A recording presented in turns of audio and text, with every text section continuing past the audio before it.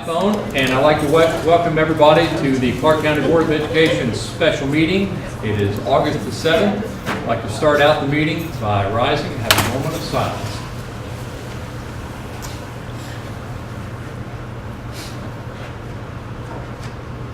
Then if y'all would join me for the Pledge of Allegiance. Pledge allegiance to the flag of the United States of America and to the republic for which it stands, one nation, under God, indivisible, with liberty and justice for all. Mr. Baker, are there any public comments back there? Okay.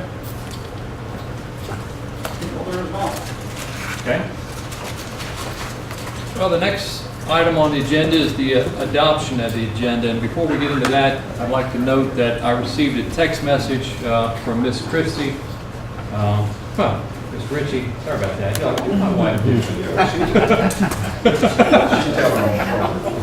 I'm sorry. Saying that she had a family issue come up this afternoon and she did not think that she would be able to make it. And then later on in the afternoon, I received a text message from Dr. Kudak. And Dr. Kudak shared with me, this is as of 4 p.m., 3:34 p.m. Scott, I'm super busy, will not be able to leave anytime soon. If I can make the meeting, I will, but at this time it looks unlikely. That was his status at 3:34. And as I said, Ms. Ritchie sent me a text at 2:20 p.m. this afternoon. So with that being said, we certainly can proceed on the adoption of the agenda at the pleasure of the board, or if you all think we might want to rearrange the order of some items, we could do that also.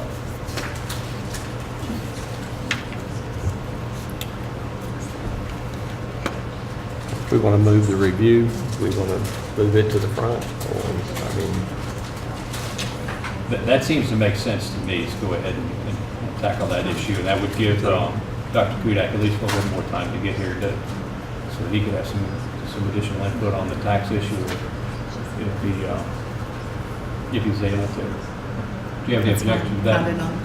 Okay, so I would like to then propose that we modify the agenda and address item number 4 at in front of item number 2, and of course in front of item number 3.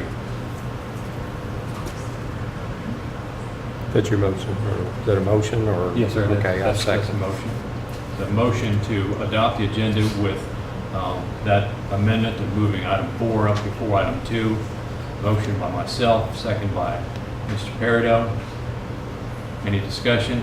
All those And we're okay legally for that with that, Mr. Elfin. Okay. All those in favor say aye. Aye. Any opposed? That motion passes 3-0. So, I want to move to excuse both Ashley and Dr. Kudak. I know you said it, but I don't know if we actually officially excused them for that. all right. Second. Motion to excuse Dr. Kudak and Ms. Ritchie by Mr. Peridot. Second by Mrs. Hicks. Any discussion? All those in favor say aye. Aye. Any opposed? So that motion passes 3-0. Mr. Coates, Yes, sir. we have, in streamlining our business tonight, moved up the topic of the Clark County Community Foundation and your all's on the table report. And I'm not exactly sure how we would like this to meander today. But I've got myself listed as, I guess, one of the presenters on this, and then also a representative of the Bluegrass Community Foundation and or the Clark County Community Foundation. So we're happy to have you with us, Mr. Coates. And I'm joined by Melissa Dean. Hello, Melissa. What I thought we might do is, certainly we don't have a huge amount of formality that we'll have tonight, even though I believe it's still part of a YouTube video for the public to be able to see these proceedings. So we'll just start out with talking real briefly about the report. Even before we get into that, in reading through the report, this predated my time on the board, saw that there was a $100,000 donation that the foundation made to, was it Baker for additional laptops several years ago. And that is certainly not a trivial amount. And having that technology in our school system to give students that may not otherwise have the opportunity to have that in front of their hands is a huge benefit to those students, and we very much appreciate the foundation supporting the efforts in the school system. And then moving on to the on-the-table forums that you all did. I mean, I probably speak for the rest of the board. We really appreciate the work that you all did on that. I mean, that you all took the initiative to get that started and reach out into the community and gather that data. We very much appreciate that. You're welcome. It's a fairly lengthy report. That it Is is. it still in the draft stage at this point? I want to make sure I understand. Would we mind if he just came to the podium, since it is on video? I'm afraid it won't pick up I'll on be happy the. to stand up. You look a lot better on video. I'm not concerned about the video, No, just the audio. I I don't think it would pick up if we didn't do it. Thank you, Mr. Peridot. The report is in a preliminary fashion for the simple fact that we wanted to give the board and superintendent an opportunity to review prior to a rollout. And the idea behind that was that if we could come together and create 2 or 3 proposals that we feel like will benefit and come out of this report, what we would like to do is when we roll it out to the community, have those in hand, ready to present at the same time, essentially, so that it has some meat to the bone, if you will. And so it is in a preliminary fashion. I don't think there's a whole lot more to add. I know that in the email that Haley sent very initially, there were some folks from the Knight Foundation who initially started that presented the grant to the Bluegrass Community Foundation. That they had some more input that they'd like to get from them. But in theory, the report in its preliminary fashion would not change a whole lot after our review and essentially our rollout. But that would be the intent, yes, sir.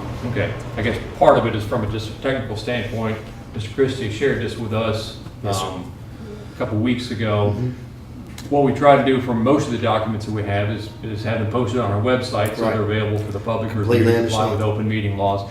Because this was not a Clark County school document, we have not posted that, and I just want to make Understand. sure. I appreciate that. If the Winchester Sun said, well, we'd like to get a copy of that, is that something that we would like to hold? I think what I'll do, I'll just direct them to you all. I think that would be the best case, if that's okay, since it's still our document, right? And so I think that would be the best case, because what we want to do is, because we did this in cohesion with the Clark County Public School System and really essentially the whole community of Clark County, our hope would be to together collaborate and be able to bring that out. But it is, you are correct, it is our document, so I would think if they, from an open record standpoint, just have them reach out to us, and then, but my hope is after we are able to kind of converse about this, we can come together and come up with some ideas that, again, when we're ready to present, we have something to go along with it. We've had some time. I mean, if you look at it, it was March, and when we did the on the table events, and so we would really like to present that, because a lot of people have asked about it, and the sooner we can do that and also have something to go with it, I think will make a lot more of an impact. Okay, sounds great. Right. Just want to make sure I haven't forgotten anything. Okay. And, you know, just to follow up, the students were so open and had so much input that we want them to know that they've been heard, you know, because we'd like to do this more, but if they don't feel like they're being heard, they're not going to be as willing to open up and be honest and forthright. So that's. Just to confirm what what Melissa was saying, is, in case it wasn't heard, was that we want, the students were so open and honest. It was an excellent discussion, and we want to continue to build off that so that they'll continue to be open and honest as we do more of these type of things. But as Melissa said, it's a perfect example. Okay. And of course, we want to move forward too, because if we can move forward on some of these things, that'll Yeah. build That's benefit our community and our Yes, school sir. system. Yes, sir. So, fellow board members, what is your all's pleasure on how we move forward on this? I think since we've had a chance to read it for a couple of weeks, we certainly don't want to take the time to go through every item of the report. It would seem like we might want to circle around to seeing what common issues we think we might want to look at. Maybe consult with Mr. Christie and see what he thinks are issues that percolate at the top. Get your all's opinion and see if we can all agree on maybe some top issues to investigate further. Does that sound like a reasonable way to proceed? I think it's important for Mr. Christie and administrators to get together and talk about it. And I know there's a lot of things in here, just looking, the safety issues that we've already taken under. A lot of stuff, school resource officers and things like that we've already put in place. But I think it's important that those building level people and administrators are on board with the things that we do, and that they have a clear plan, and it's just not something we present to them and say, here you go, because there has to be a belief in it too. So I think there has to be some discussion with there, and obviously we have needs, and it's always great when the community comes together. And like you said, when students are open, a lot of people in the community sometimes don't deal with students every day, and so when they get to hear from students, it's pretty eye-opening and enlightening a lot of times. So I feel for your comment when you say we need to let the students know they've been recognized and that they are making an impact on some of the things we do here. But I think it's a great document as a starting point, obviously. Yes. And we just need to define it somewhere, and we don't need to drag our feet in doing it. We need to get with it, I guess, and come up with some sort of a plan on how we're going to do it. I just think whatever Mr. Christie can present to us from administrators, and us be supportive of it and get together with these guys and see if that's what they want to do. I think our goals are the same. It's just making sure we define them and get them done. Mrs. Hicks? Anything? Well, to that end there, Mr. Christie, have you and your staff had a chance to review the document and see what things percolate at the top? In cabinet, we've looked at it, but have not met with the administrators out in the district. It was over the summer. Mm-hmm. We have not met to talk about that and with their councils or anything. I will tell you that since the document, since that on the table, we've implemented what's called the stop tip line. That was one of the things that came up. They wanted was a tip line. It's an anonymous tip line to report, and they report this not to us. It's reported to the Kentucky Center for School Safety, and it's dangerous behaviors. It's not just bullying. It's any kind of dangerous behavior. We're starting a campaign of posting that number everywhere so that not just school kids, but the community can make those tips. And right. There is a process that we got to do that. In addition to that, we now have security vestibules in every single building in the district, including the board office. I see it. As you noticed when you came in the board office. But it doesn't keep lights out though. No, it doesn't keep lights out. The board has allowed me to add 3 additional SROs, which means now we're sharing one. We will be sharing one at Strode and Baker, and we'll be sharing one SRO at Concrete and Justice, because those buildings are so close. Yes, sir. But with that being said, officers there'll be one in every building throughout the rest of the district. So we've increased that. Now we're up to 7 of those. All right. We partnered with the Ridge. And I'd like to say that one of the things that we've done, as much as we've spent, as much efforts as we've spent on the physical safety features of the buildings and putting officers in place, we've dedicated just as much time and efforts to the mental health side and getting help for kids. We're partnering with the Ridge. Students who have been there, when they leave, they just kind of come back with no transition. They're going to work in our Phoenix building down there, set up there, and they will be able to do outpatient services with students and parents. So that's a service that we've not had. That's going to be a great transition for those coming back. And for those who can't qualify to even get in for services, they'll be able to qualify probably for the mental health, for the outpatient services here. Excellent. We're still continuing to work with Mount Cobb. They're putting social workers in every building. Our counselors and our mental health staff this summer have worked, and they have completely gone through the threat assessment document. We've changed that and have different levels of threats now, where we can address those differently, and it's consistent across the district. So that's just the first few things, well, Mr. Perry was talking, I have to think about that, I wrote down, so there are a lot of things, and we did those things by looking at this and that's right. started to initiate those things.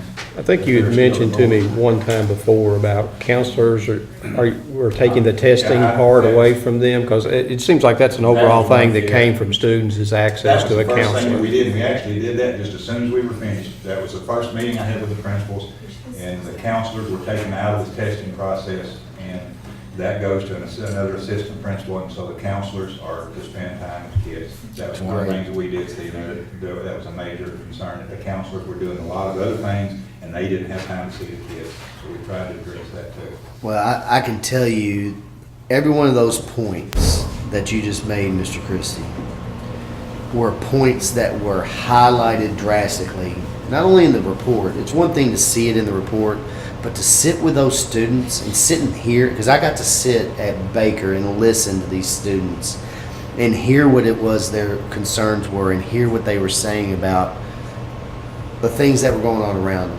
And to know that we're doing those things, to me, is a great start, an excellent start. About the radio system, we put in a completely new radio system in our entire district, starting with the buses and the administrators, and those folks in charge in the buildings have the radio, so there's contact all around not just in that school, but with the administrators throughout the district. And the administrators have a button on the radio, that when they hit that button, it automatically keys into dispatch, and dispatch is automatically monitoring the radio traffic, just like some other police radio. Great. So we have directives even quicker than, that's quicker than a 911 call. That's all. That's unbelievable. And what I was saying, I'm sure there's other things that you all are doing that you didn't even mention there that are moving towards substance from that it might have been initially initiated from that report. So all those things are excellent. What we as a board would say is that let's keep working through those, and then I will say this, and I don't think I'm speaking out of turn as a representative of our board, but we would like to put some money towards this report, and we have money dedicated and allocated for the 2018 year that we are more than willing to allocate it this year as needed, or we can take that money that we have allocated initially this year, hold on to it for 2019, and implement as needed. So I just want you all to know, we, as the Clark County Community Foundation here, are supportive of everything you all are doing at the Clark County Public School System. And we want to be an asset to you guys, and we want to be able to help the situation and be able to implement anything. So if for some reason we can't get everything put together and pulled together this 2018 fiscal year, that's not going to be an issue on our end. We obviously want to move forward, like you said, Mr. Peridot, with haste, but if we don't initially, that's okay on our end as well.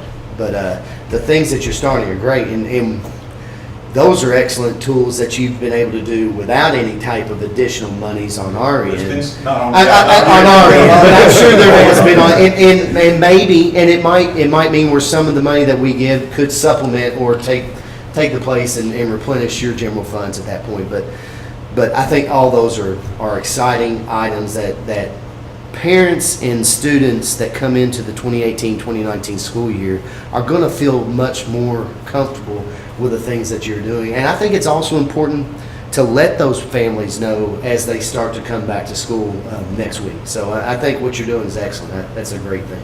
We're also changing the procedure when parents come into the buildings and they're in our buildings, they'll be taking driver's license and IDs away from anybody who comes into the building. So they're going to see these changes pretty quickly. And they'll be felt. They will, and it probably won't be painless, the things that we've done, but it's going to be an inconvenience for the adults. But the changes were made for the safety of the kids and the staff. I think that's all those are excellent. If it's draws okay with you, what I'll do, I'll make sure that by the end of this week, every administrator has a copy of this in their hands. Is that okay with you guys? I'm sorry, I And by the end of apologize. this week, I will make sure that every administrator, it'll go on out from the board, and I'll get these in the hands of every administrator of all the buildings.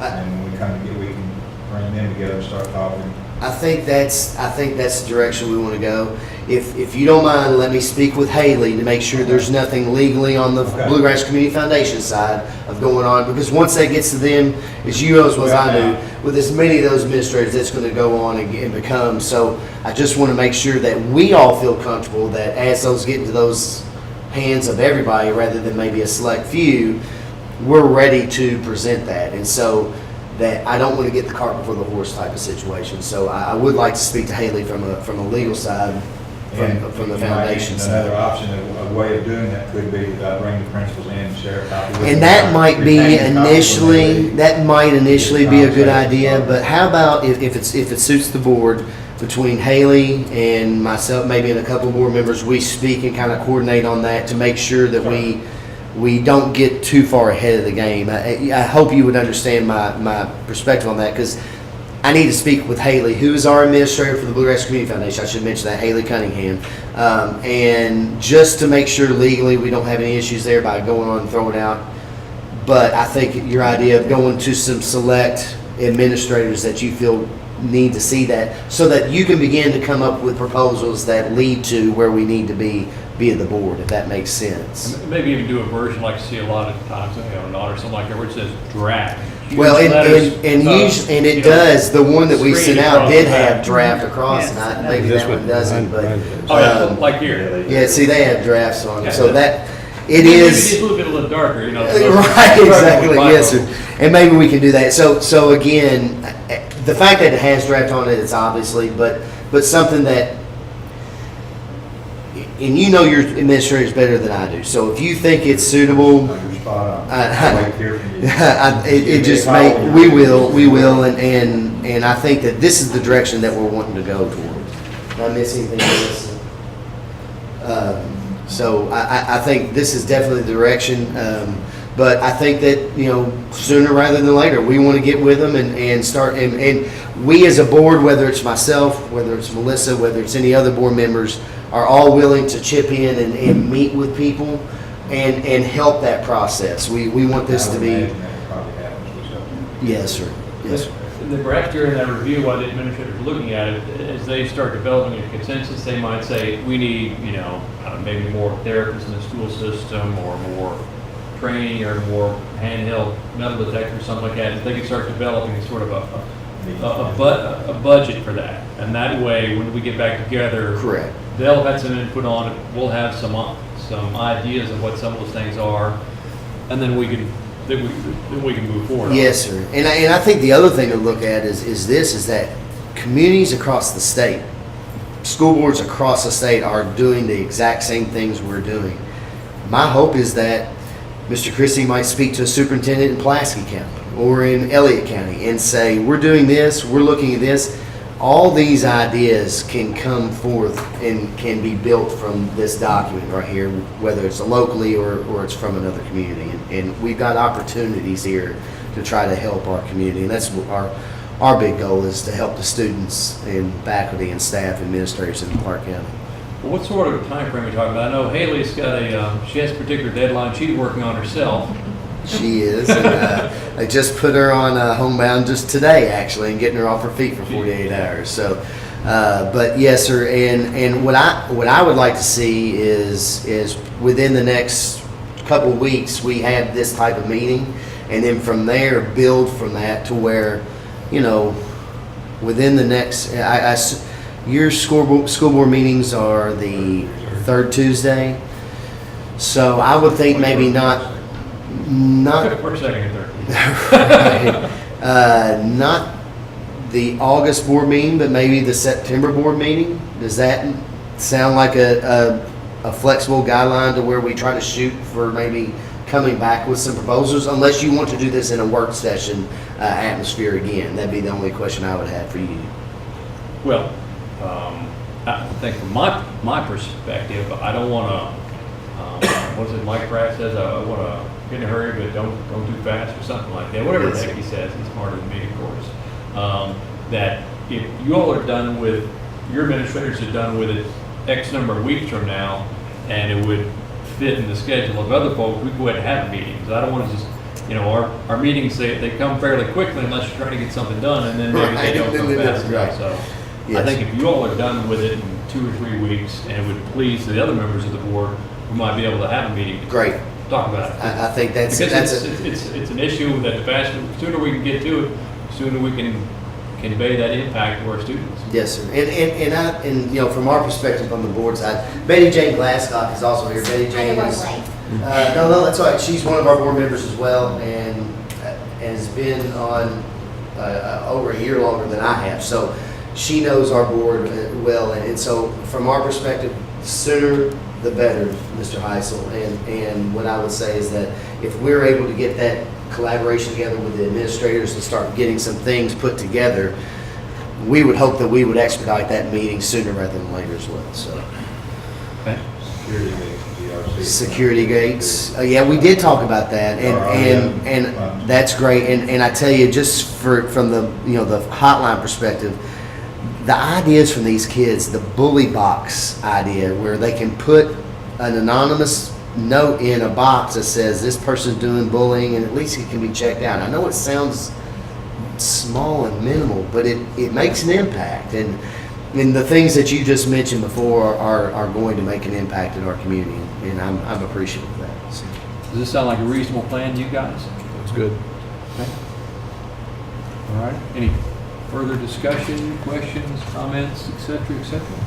Thank you for having us. Well, we appreciate your all's efforts on it. You know, that's one of the great things about Winchester and Clark County is when I went through Leadership Winchester and found out that, I mean, the town really runs by volunteers and people are passionate about it.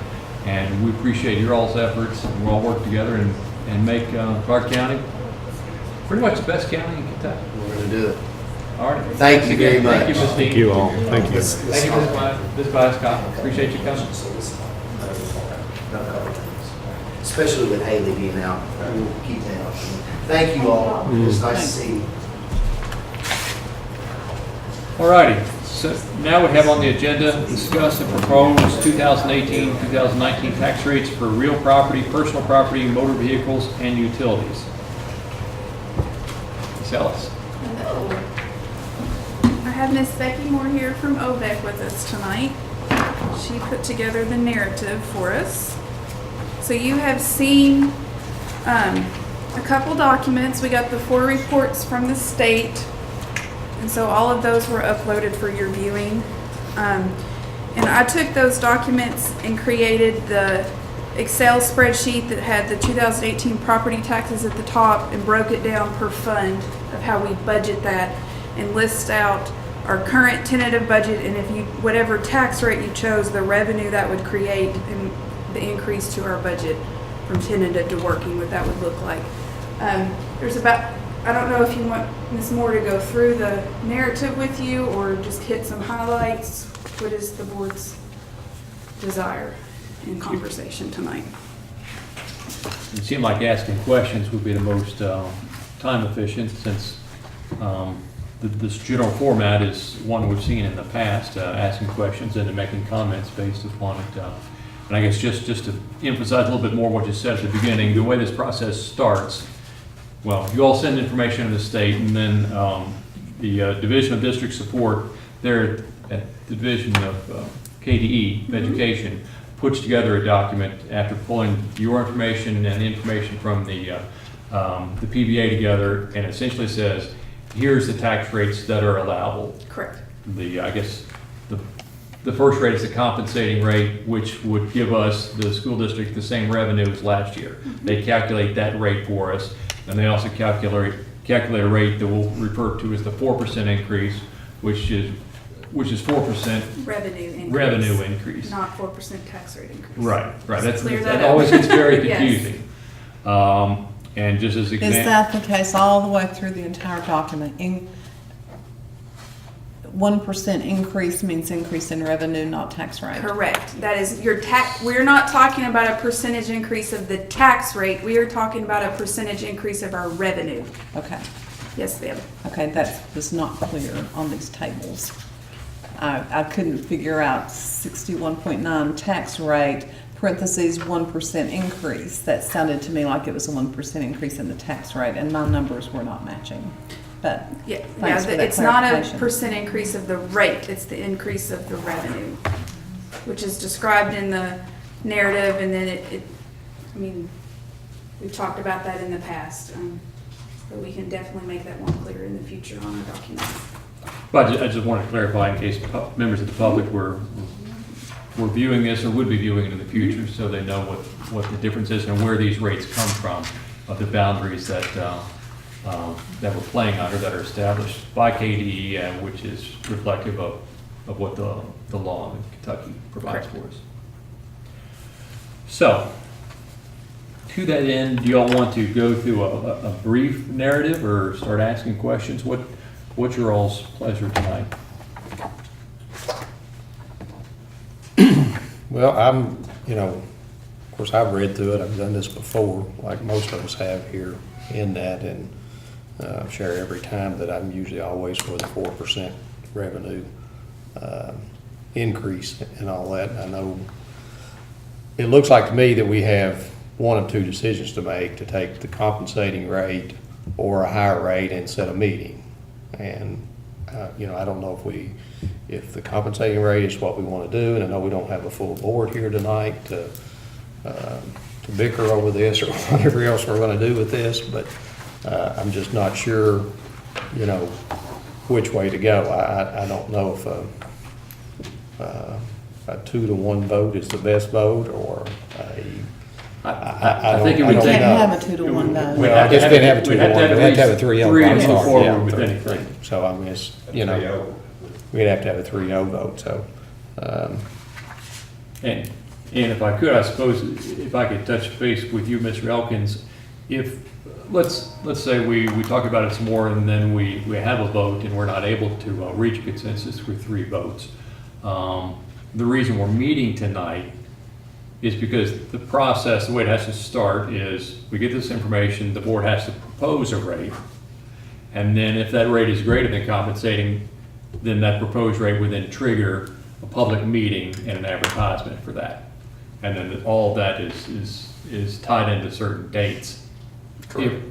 If tonight we're not able to reach consensus on how to move forward, do we have further opportunities that we could reconvene at other potential special meetings and still meet the calendar? That wouldn't box us into having to default to a compensating rate? Well, I think because you have to propose a rate, if it's necessary to reconvene when you have a larger number of board members available, then it's an option you'll have to exercise. If we cannot agree on a rate proposed, then does it default to the compensating rate? If you don't meet the deadline. If you don't meet the deadline by like September 16th or something like that. We have 45 days from July 31st when we receive these reports to give KDE what our tax rate is, to report that rate. But after we set the meeting, it has to be, is it 2 weeks? Yeah, It's- advertise you have to and then the second has to be 7 to 10 days. 7 to 10 Yeah. days, so you've got that in there. So we as could well. advertise like on a Friday and a Monday, and then you have 7 to 10 Wait, bid. 7 to 10 days. You have to do 7 to 10 days from that second advertisement date to hold the hearing. Well, my feeling is that we should, always propose the most, and then when we got into the meeting with our full board, you can always go backwards, but you can't go higher. If we said here tonight that let's just propose at 2%, we still gotta have a meeting, then we might have a full board that doesn't want a 2%, that wants more than a 2%. And if you shoot the top one, then you can always go backwards when you have a full, am I correct in saying that? Yes, and that is my recommendation, to always advertise your 4% rate, and then that is not you adopting the 4% rate. Right. You were just proposing the Proposing. 4% rate for discussion, and then in your actual voting on the tax rate is when you choose the rate, either compensating to 4%, anywhere in between there. Just for purposes of offering advice and counsel, did I read in your materials here that your compensating rate would fall short of your anticipated budget? Yes, sir. So that wouldn't seem to be an option. To me, it's not as the finance director. That is not a good option to take the compensating rate when you're gonna still be upside down on your budget. And the board did commit 2% and 4% in raises for our certified and classified staff, and as I reported back after all of those numbers were crunched and added into the tentative budget that was requested of me and submitted to the state, we were a little over, let me find that number. We were $827,000 that we added into the budget for 3 SROs and 2 and 4% certified and classified raises.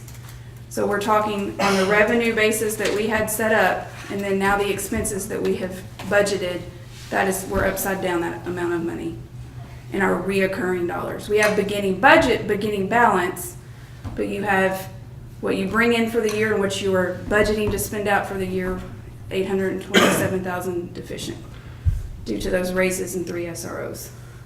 Well, so those 827 were added, but I think we had some, we were a little positive going into it. I was reading in the May 23rd budget report that we're essentially upside down $688,000. Am I reading that incorrectly? I'd have to go back and look specifically at the May one. I was looking at our July budget that will be posted for August and how we have ended so far. And I know that 800, from what you saw the tentative budget in May that you approved with those raises and the SROs, and then what got submitted to the state, the difference was the 827 for salaries. So we've now since had carry forward POs that were encumbered, and you approved a little over 95,000 for SBDM, Section 6 carry forward, which again, those are beginning balance numbers, but it's still all of reoccurring dollars to what you're budgeting out for the year.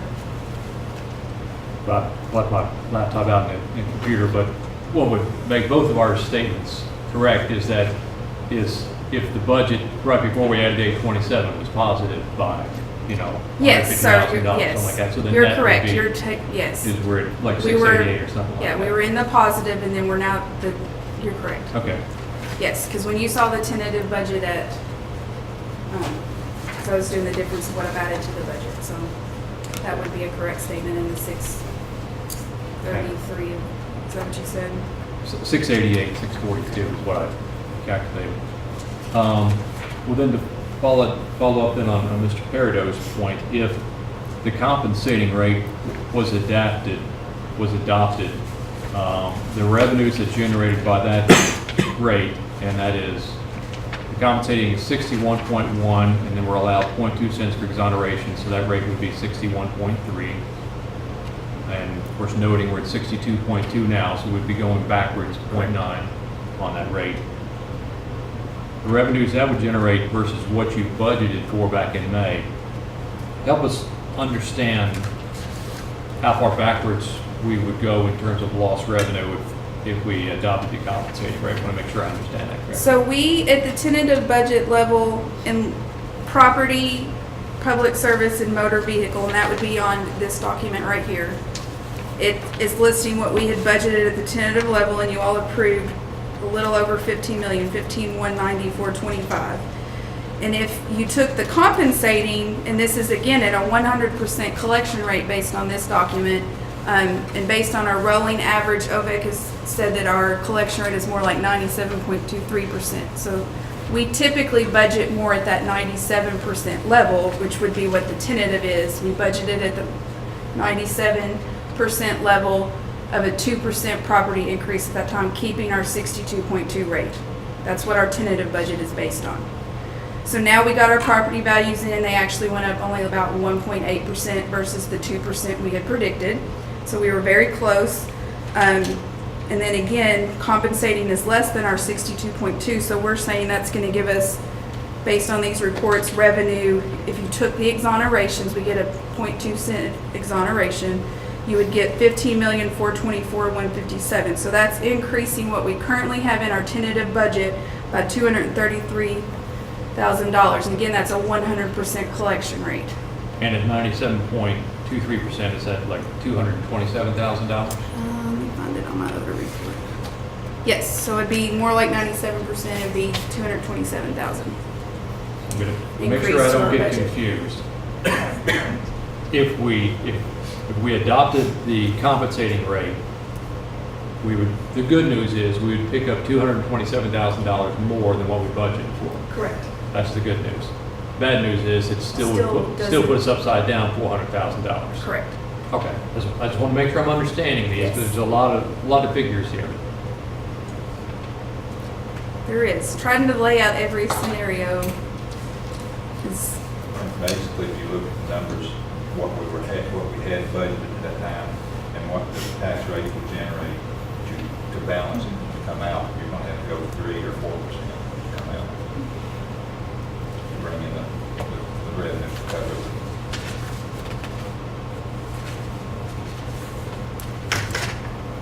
3% would put you above. 3% would pretty much make you break even with the salary increase. You're at the 100% collection level of 3%, you're gonna add $704,000 to your budget. If you go to the 97% collection rate, which is a better budgeting conservative method, we would add $684,000. And what would that rate be if we're doing the 3% If you did the 3% increase in revenue increase, it'd be 63.1, which is with the 0.2 exoneration added to the rate off the report KDE sent us. Well, KDE, that was not on the report, I'm sorry. They don't do the in-between rates. We've added that for your, So there's not a chart that shows that? yes, it is on this chart right here. Okay, I got it. Yep. Okay. It's And on that- the Excel version chart, PDF document Be the now. fourth box down. And that would be the rate for real property and personal property. Yes. All rates are matching except for the compensating. That came in from KDE at 2 different rates, but everything else is same rate for both that we've presented. I toyed with the idea of trying to de-link those two rates because there's a feature of the new Kentucky tax law that's being rolled out this year that personal property, of course, is equipment and inventory and things like that. And on inventory this year, they're going to be phasing this in, but the property tax that's paid on inventory will be rebated back to the taxpayer at a 25% rate, which is a pretty nice feature for those of us who are reporting inventory. So I think it's useful for you to know, and certainly for other folks, as if they get pushback, if we end up going with a rate that's higher than compensating or higher than their 62.2, that the good news is on the inventory portion, that manufacturers, other people might be paying, are going to get a little bit of rebate on that, which is helpful. So it might offset some of the impact of a potential higher rate. And we're certainly looking forward to it. It might come. What is the upside down rate if the 62.2 tax rate is used? What is the upside down status revenue? Of about 250,000, we would still be in the hole. Because it's only going to bring you revenue of about, because the only thing that changed would be your property value increased to 1.8%, which is making the revenue go up because of that. And it's about 455,000 at 100% collection rate and 442, almost 443 at 97.23 collection rate. As we said, we're 600 and, I'm sorry, I still have the 800,000 number in my head, and 606. I think the $250,000 upside down is probably pretty darn close. And keep in mind, as we've stated before at past tax hearings, anytime you don't take the 4%, which is your allowed maximum with no recall, that is revenue that you lose every single year. It compounds. Every year you lose that. So I just want the board to keep that in mind. And at our current 62.2 rate, the 4% is going up to 63.7. Again, that's going to generate us almost $850,000 in revenue, and it's only going to be a cost to our homeowners. If they own a $100,000 property, it's $15 annually increase to their property tax. $200,000, $30 annually. I mean, so it's, yes, that is an increase to our taxpayers, but it's a cost that they could pay to help bring quite a bit of money to help educate their students in public education. So I know just friends want- over at other districts are doing increases specifically targeted safety. I guess it would be useful for the back of the envelope to try to figure out how much of the 800,000 to 600,000 we've already we're spending on additional safety. We get 3 SROs at 150,000. It sounds about right. Yeah, Give or roughly take. 100. Are there any other recurring costs like that? Do we know that's? We have now new recurring security costs with all of this security that we've put in. We put in additional cameras, in the Sonatrol monitoring system. I mean, that's additional every month security fee monitoring that we've added to the district. I don't have the exact figure on that right now, but I want to say one thing. Today was a very enjoyable day for me. In 6 years, I'm in my 6th year as superintendent, and every year I've had to say to this board how we've lost people to other counties. In the last 2 days, I've had calls from 2 different counties wanting to know how we did the one-time bonus. It came from a neighboring county who said, we're going to have to do something. Can you tell me how you did that? You all passed us in salaries. I know that call came because we took 2 of the top teachers. I know another county called. The superintendent called me asking, would you give me some of your applicants for a position because you took my best teacher in my district? Well, don't tell them how we did it. I told them it was illegal. We couldn't do it. That's why we couldn't do it. So, but it's a good feeling to be on the other side. Right. With people calling here and wanting to know how you're taking my people and what you're doing. Instead of me calling, asking the superintendent, can you not take them, give me 2 weeks to find somebody else? We're getting ready to start school. Let me keep them here for 2 more weeks till I find a replacement. Add something to that is urban had a bus issue, trying to find bus drivers and we're probably better off. Becky came to me today and she said, I want to thank you again. I want you to thank the board for me, what you did for the cooks. She said, she said, I hired the first 3 applicants that I got, took the jobs. So we're up where we need to be on our cooks, our bus drivers. We hired 3 new bus drivers today. It's made a difference. It's made a huge difference in the way this district is functioning right now. And we've gotten multiple phone calls in payroll from our classified staff that state, I feel like I make a decent wage now. So to hear that from your staff is very rewarding. So I want the board to know they are very appreciative of the pay raises that you gave.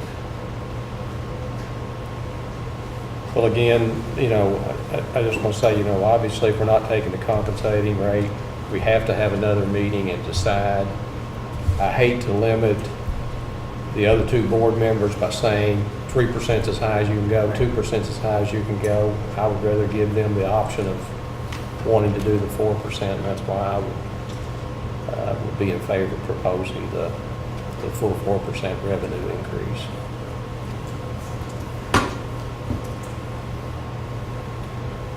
Mr. Elkins, let me throw out a what-if situation to you.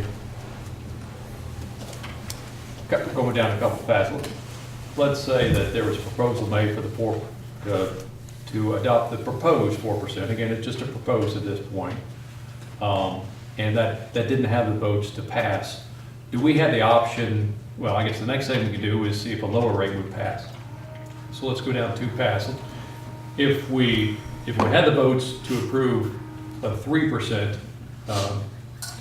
published rate, but then we had an opportunity for all 5 board members to get together in 2 days or a week or something like that, do they have the opportunity to then amend that to take another pass at this, or is this the only pass we have at that? I think The one that's advertised. Well, You have okay, to we could re-advertise. you can amend, by consideration, a motion that's passed in the course of the same session.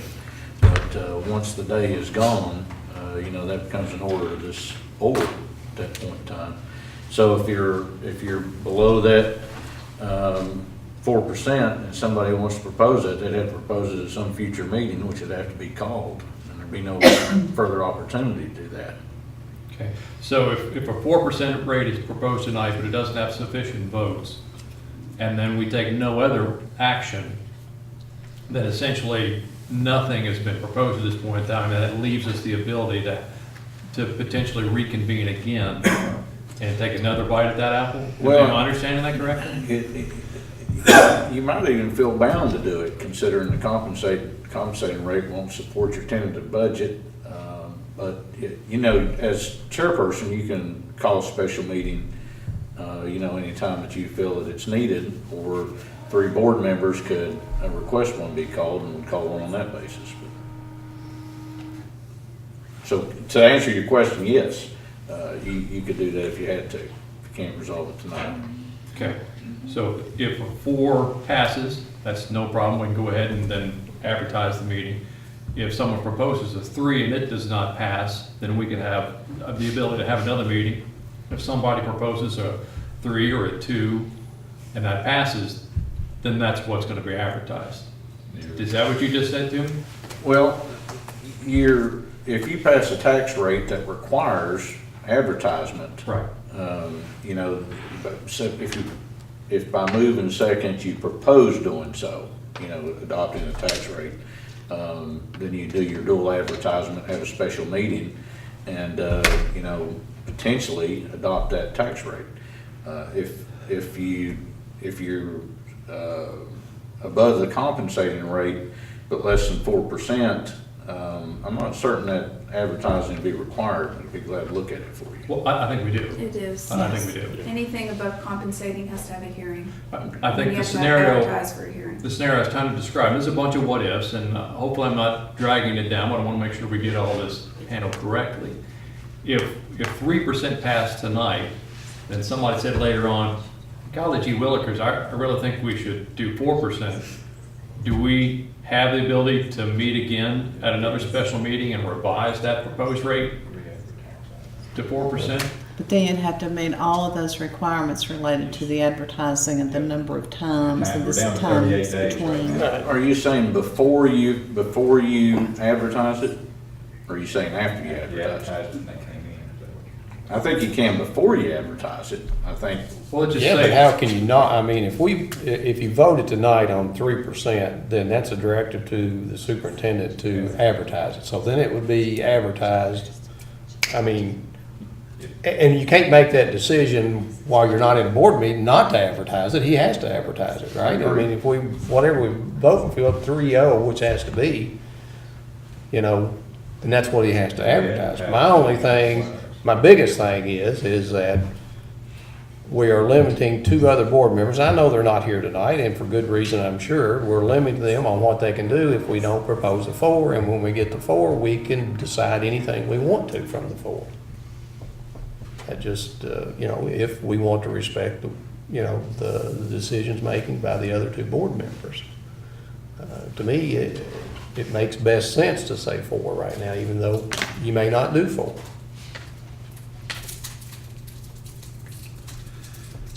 Mrs. Hicks, thoughts on the matter? I'm not sure I have thoughts on the matter.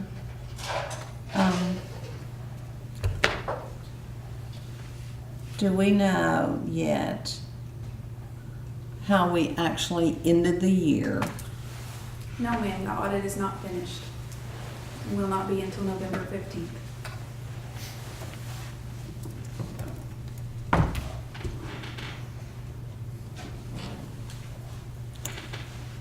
You know, Mr. Parada has often mentioned that, you know, we sit here and we scrimp and we do this and that and the other, and then we return $1 million or so every year to our general fund. If we're returning in the neighborhood of $1 million, I'm sorry, I realize that if you don't do a 4%, you never get that. We get this every year. But if we keep accumulating this, and this, and yes, we always want our current revenue to cover our current expenditures. I get that. But at the same time, I'm not too interested in asking my constituents to pay only $15 if they have a $100,000 house additional. You have dramatically reduced your contingency this year. We had a beginning balance last year of over 14 million. The beginning balance this year is 10,425,000. That is how much you And what spent. percentage is that? That is, I'd have to do it real quick. I'm sorry, I don't know the percentage off the top of my head. But that's considerably in excess of the 2% that we're required to have. Right. Yes, it is still in And- excess of 2, but it's closer to like the 12% mark than the 25% mark that we've been at. You all have drastically reduced your contingency spending this past year. All I'm Spent a lot of saying, and I money. don't disagree with you, and because I think we do budget conservatively, and I think, and I've complained about that and the money that we have, or I say complain with a smile on the face because we got money, so. All I'm saying that if we do not take the 4% tonight, you're saying to your other two members, you do not have that choice of going there. And we can do, I mean, when we come back a month from now to decide this tax rate, you know, we have all 5 members, we can decide what we want to do, and they've got the full amount too. Right now, we cannot set a tax, the only tax rate we can set tonight's compensating now. So if 3 of us voted for the compensating rate tonight, then we've just said there's not going to be any more meetings. That's what we could do. Anything else? Compensating rate is a bad idea, in my opinion. Yeah, Well, it is. definitively That's what I'm pass, saying. right? I mean, that's the only definitive thing we can do. Anything else that we do short of 4%, you are not including our other 2 members on it. Again, And if a different 2 members are absent from the next one, do we still go well, ahead and do I it? think, you know, you've got, there comes a time, but what I'm saying, this right now, this meeting is just to propose. This is just to say, there's an opportunity for us to increase revenue by 4%. And then the public can have the input on that, the other board members can have the input on that. It just, you know, I just would hate to take all of it out of their hands at this time. Even though I'll come out public, I'm for the 4% revenue. I'm gonna vote for it this year, I'm gonna vote for it next year, and I'm gonna vote for it the year after that. So that's just me. Because, you know, I just think we're in a time where we have a teacher shortage and we're going to be fighting for teachers every year. And we've made a separation, as Mr. Christie said, and if we can make another separation the next 2 years, and by golly, when the shortage comes down, teachers are going to choose Clark County. And that's good for everybody. From my perspective, I guess coming up on 2 years ago, ran for this office, and one of my planks was not, it was specifically not low taxes, but fair taxes. So I realized we have a balancing act we have to follow of trying to figure out how we can take care of our students, how we can take care of our staff, but at the same time, 30% of my voters are retired. So I've got to respect, you know, those folks on a fixed income also. So it's a very delicate balancing act. We were, just as a reminder, we were lucky and very thankful as far as the voters last year. That last year we did not have a tax increase. The 62.2 cent rate we have right now was the same rate we had 2 years ago. So luckily we didn't have to pass that burden along. And I'm also conflicted with trying to balance that on our what's budgeted. We have a certain need, but we know that because of conservativeness, many times we have some additional budget in there, so to try to balance all that out. I'll put my cards on the table. I know quite a number of folks would probably want me to go with the do-over, the 62.2, but I think weighing all the factors, I certainly could support strong consideration to the 3% increase number.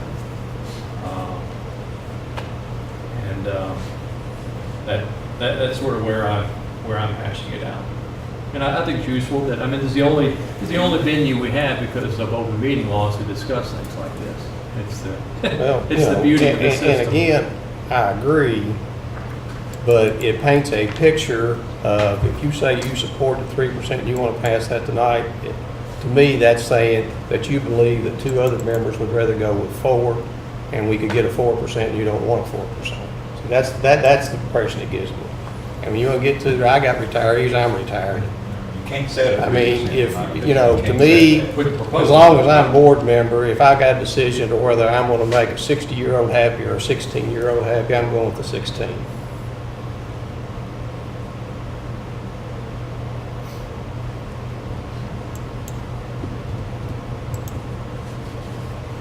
So I would assume that we probably can't make a decision tonight. Because I'm going to vote for 4%, and I'm going to tell you that right now. I'm not voting for anything else. So if you want to set another meeting, set another meeting. Because you do not have to raise it 4%, but you do allow all your members that opportunity to have that.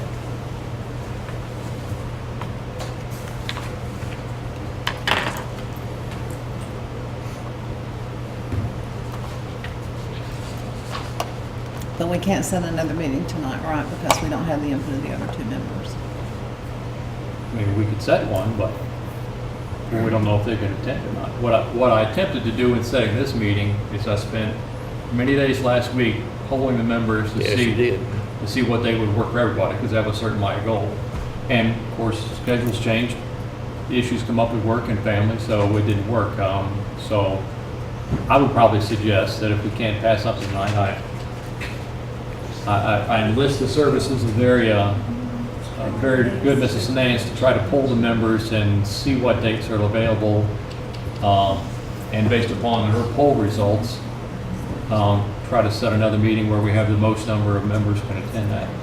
And I would guess sometime in the next 7 days.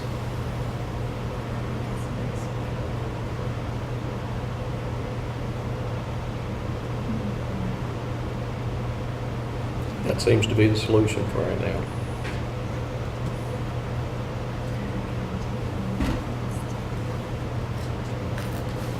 So I can make a motion to propose a 63.1 cent tax rate.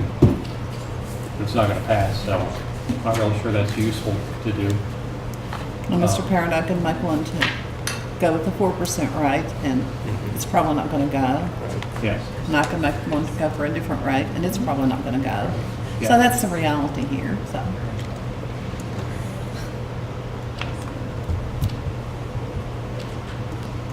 So I guess where we are, so we had a good discussion. We'll certainly leave a little bit of time frame for motions to be made, assuming that there are no motions made or no motions passed this evening. From my perspective, it would be useful between now and the next meeting if you could, I think you've done a version of this document, the 97.23, to get that published for all members, assuming Okay. we're going to have this, we're going to take another bite at this apple again at a future meeting, and also try to nail down that, exactly what you think the budget deficit is. Is it 627 or 628 or something like that, so we have all that information. Is there any additional information or clarification from these documents that you all would like to see, or should we first give a 1-minute pause to see if any motions surface on this topic?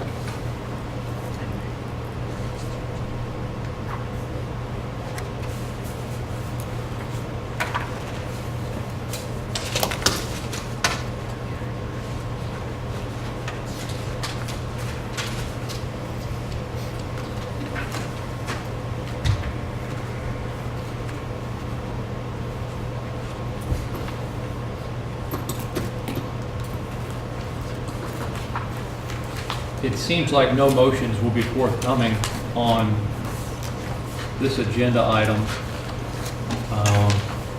Then do you all,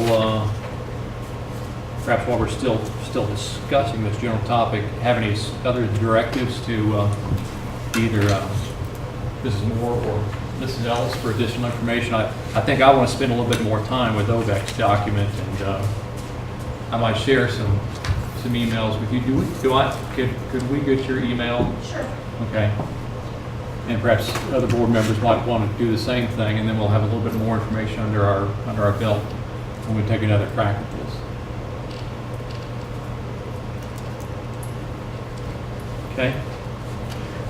Well, if I hear no other, Do we move to table those, or is that what we do? Or does it Well, make a difference since there's no, Just not action I mean, there's no going to be action taken there, and then 3, since there's no hearing, there's no action there. You only have one matter left on your agenda that's not been addressed, and you could move to, to postpone that to some further date. You take stuff now and be no motion second. I mean, multitude of ways to get past it. well, I'm going to move on past item number 2 unless there's any further discussion. Any further discussion on item number 2? Okay, then item number 3, it says on here if needed, and it seems like since we didn't take any action on 2, that item number 3 is a moot subject. We need to schedule a special meeting to discuss item number 2, act on item number 2. We won't be able to do I that think here. what we would like to do is have Mrs. Okay. Nance poll the members and see what dates would be available. Can I just casually ask what time frame would y'all like to poll within the next 7 days? Next 7 days? ASAP.